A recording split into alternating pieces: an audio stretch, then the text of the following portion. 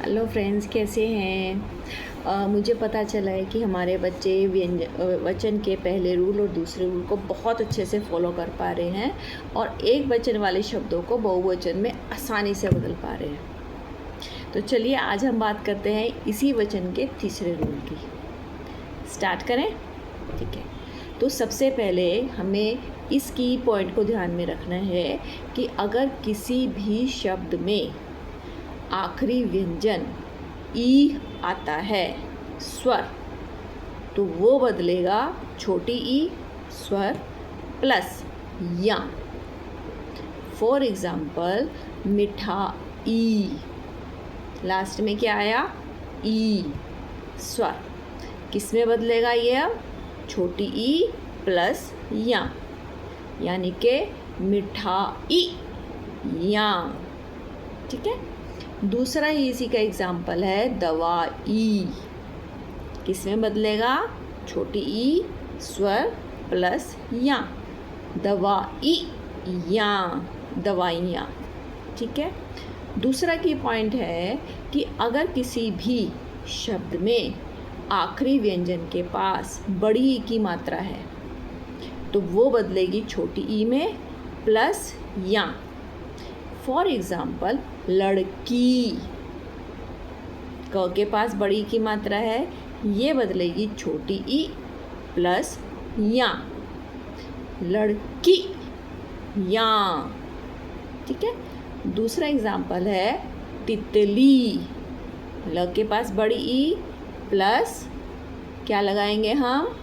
जब बहुवचन बनाएंगे तो ल के पास जो बड़ी ई है उसको बदलेंगे छोटी ई में प्लस या, तितलियाँ, तितलियाँ। ये तो हुए दो की पॉइंट्स।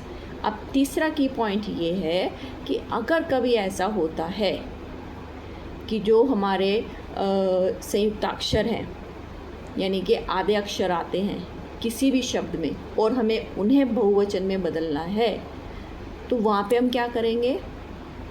वहाँ पे हम क्या करेंगे कि फॉर एग्ज़ाम्पल मक्खी, अब इसमें संयुक्त अक्षर है आधा क और पूरा ख, साथ में ई।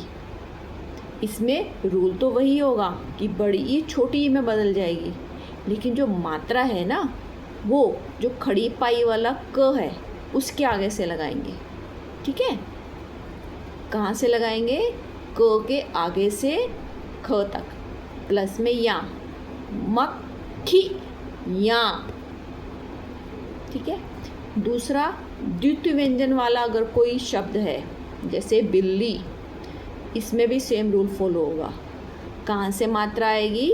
आधे ल के आगे से प्लस या, बिल्ली या, बिल्लियाँ। ठीक है।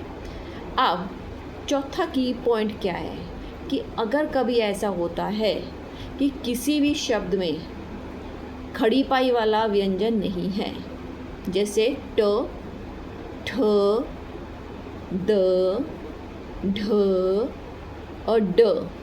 अब ये तो ऐसे हैं जिनके पास खड़ी पाई नहीं है, तो हम क्या करेंगे कि जो हमारा मात्रा होगी वो कहाँ से आएगी?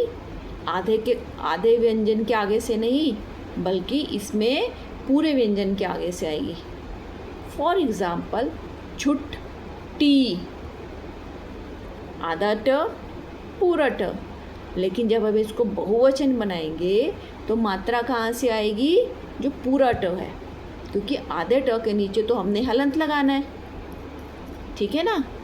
तो छुट्टी या। सेम यही होगा गद्दी। गद्दी तो पता है ना, जो सोफे के ऊपर होती है, कुशन को भी हम गद्दी बोल देते हैं। तो उसमें क्या आएगा? जो आधा द है, मात्रा उसके आगे से नहीं, पूरे द के आगे से आएगी। क्या बन जाएगा? गद्दियाँ, गद्दियाँ। अब चारों पॉइंट की पॉइंट समझ में आए ना? तो अब आप ऐसे ही अपने की पॉइंट्स को ध्यान में रखकर एक वचन को बहुवचन में बदलना। ठीक है। और मुझे कमेंट करना क्या ये आसान था या मुश्किल। ठीक है। फिर मिलेंगे। बाय।